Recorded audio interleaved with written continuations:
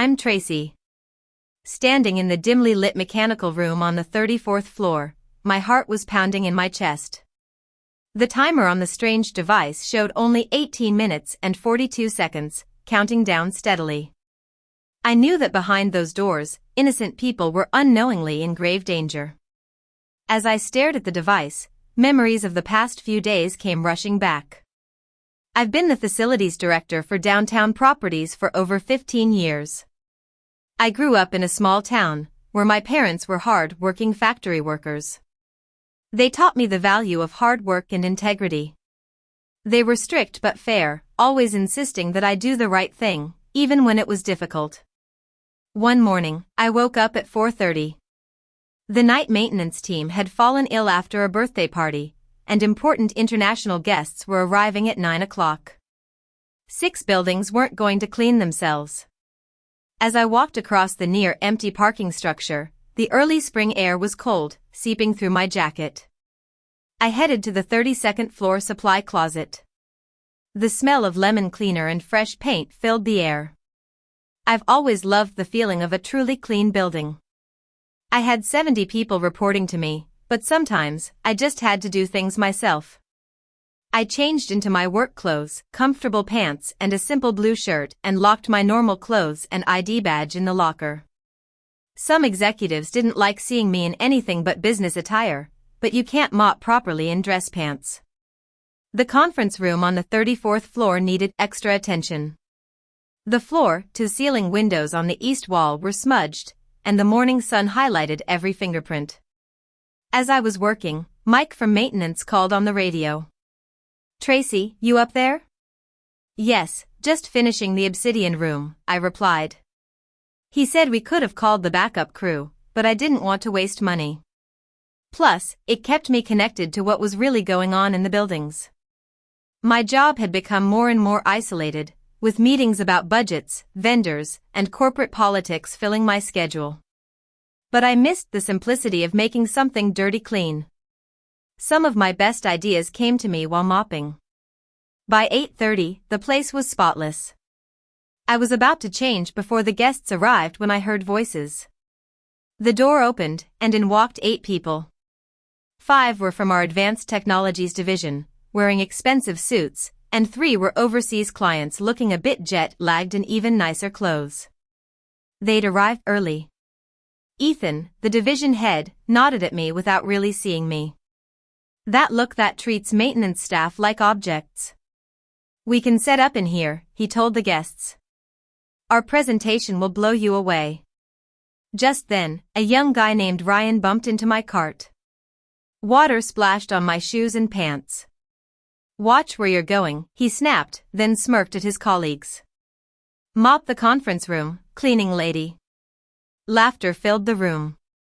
The overseas clients looked uncomfortable. I felt a surge of anger, not embarrassment.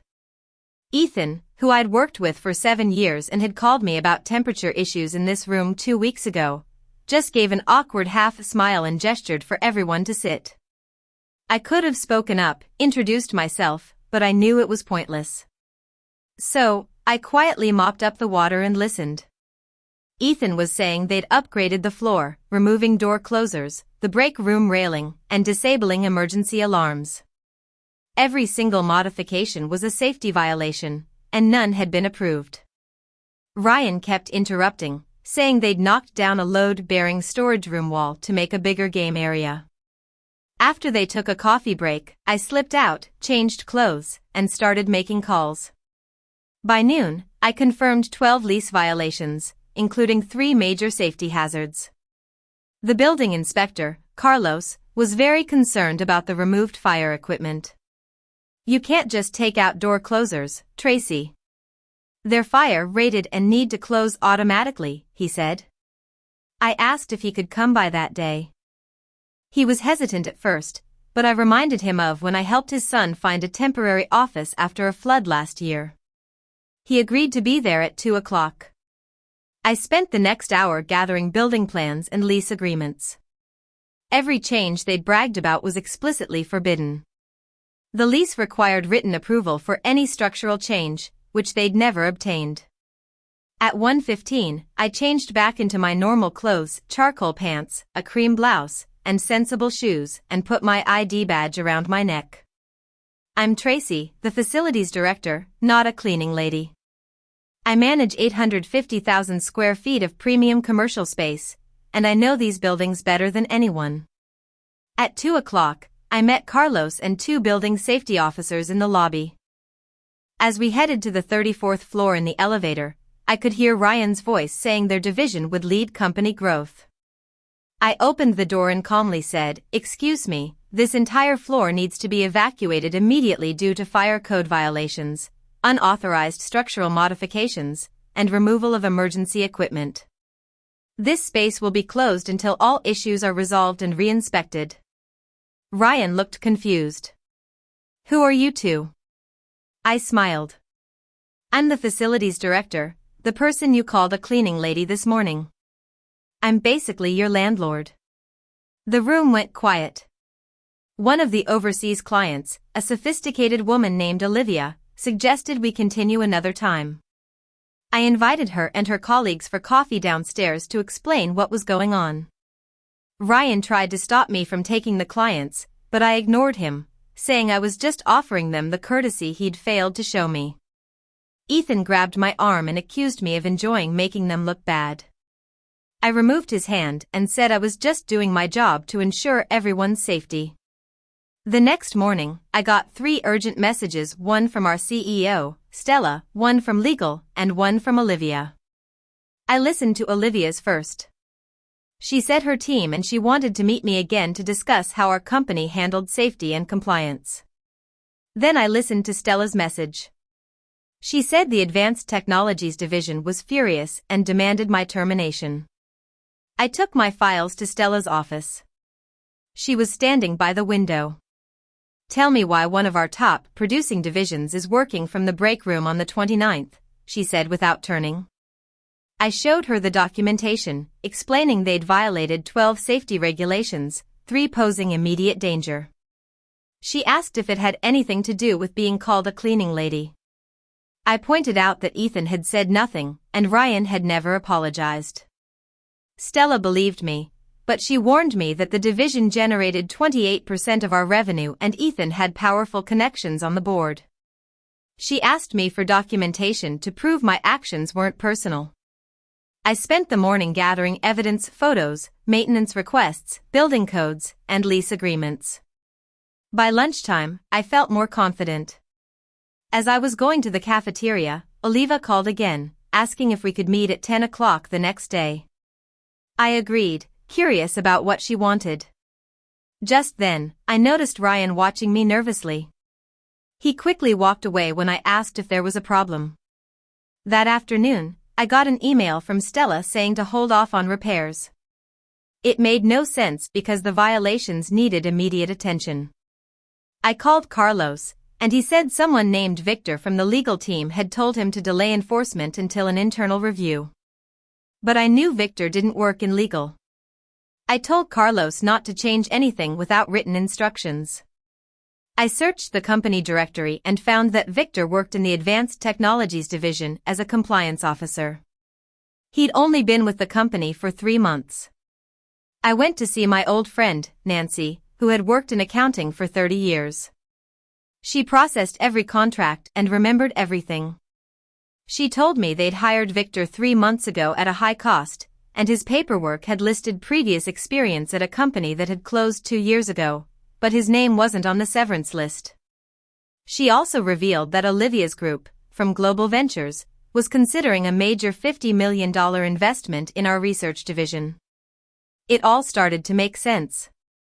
The Advanced Technologies division wanted the investment and had cut corners on safety. They'd hired Victor to handle compliance, but his background was questionable.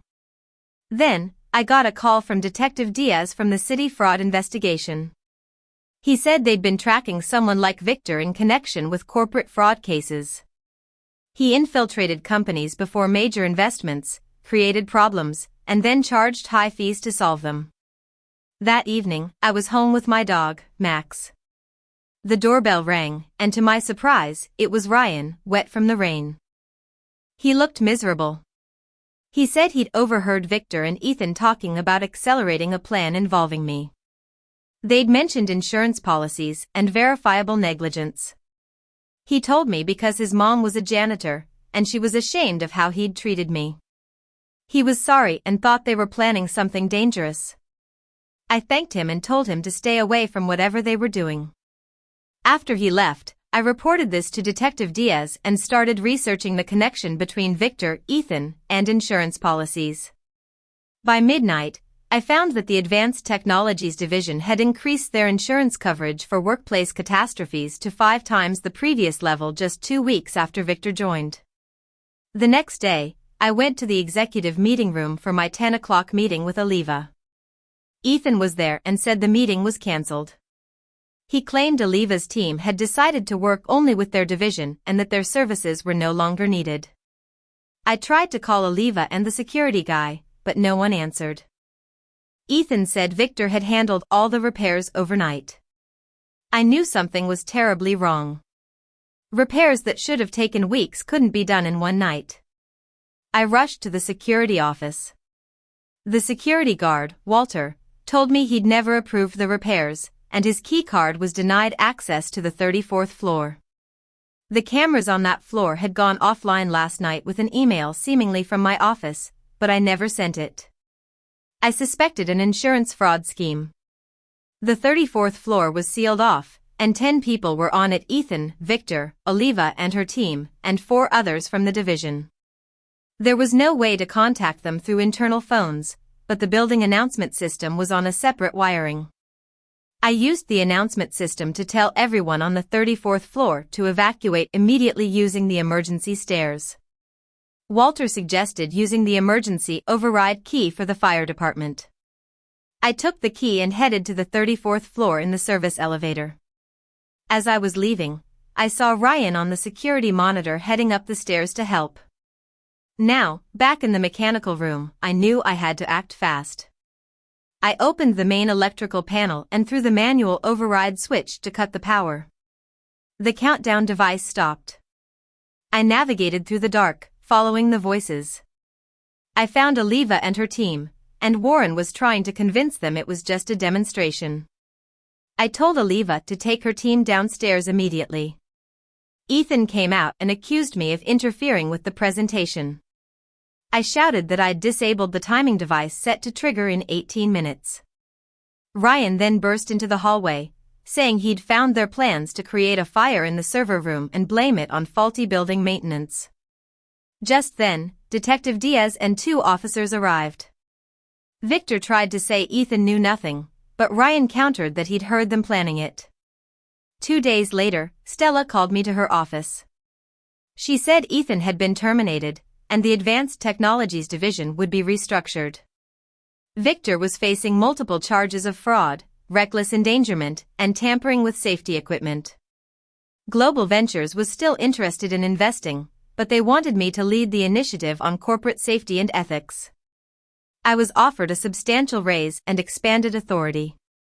Ryan also requested a transfer to my department. I decided to give him a second chance. A week later, I walked through the repaired 34th floor. I saw Ryan carefully documenting fire extinguisher locations. He reported that all emergency systems were functioning correctly. I was proud of him. It's amazing how one moment of disrespect led to uncovering a dangerous fraud and how a young man I'd initially disliked showed real character. Sometimes, cleaning up isn't just about mops.